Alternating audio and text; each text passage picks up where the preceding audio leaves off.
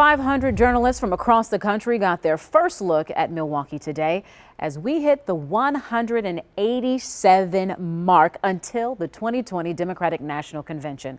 Charles Benson is live at the Mecca Sports Bar and Grill with what DNC organizers were talking about today.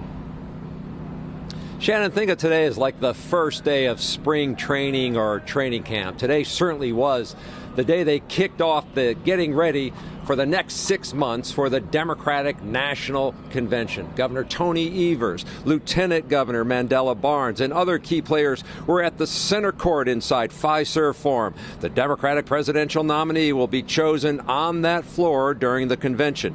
Officials hope to provide more insight in the coming weeks to people who live and work in Milwaukee about the tight security they'll face.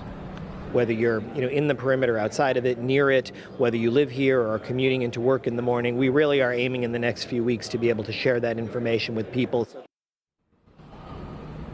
And in 6 months, Democrats will be in Milwaukee with a mission and a message to win back the White House.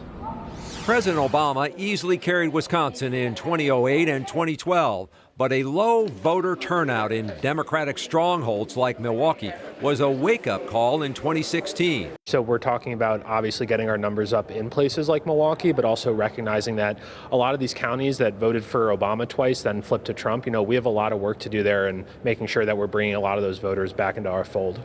Phil Schulman's job title says it all. He is Director of Trump Rapid Response in Wisconsin. We have people who are, having to make the choice between paying rent and paying for prescription drugs. And when they learn that a lot of this is because of the erratic policy decision making from President Trump.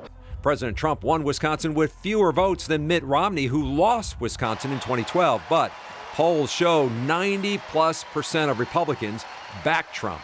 I think we're going to grow our vote total, period, because the difference between running as an outsider and running as an incumbent is in 2016, it was an act of faith. Mark Lotter says President Trump's team is also up and running Wisconsin, hoping to repeat in 2020. He tells me Trump will not be afraid to talk about his record. He can talk about the 40,000 plus jobs that have been created in Wisconsin since he became president, the manufacturing jobs that have been created in Wisconsin, the investments and things that he's been doing and delivering on the promises that he made.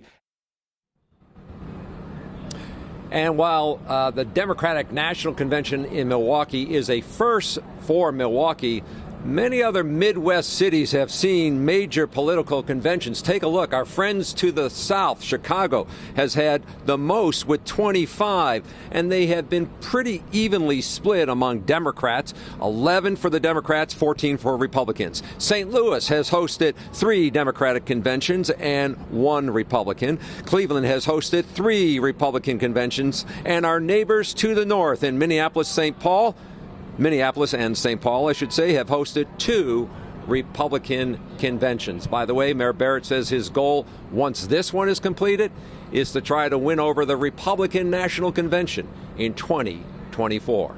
For now, we're live at the Mecca Bar and Grill just outside Fiserv Forum. Charles Benson, today's TMJ4. All right, Charles, thank you.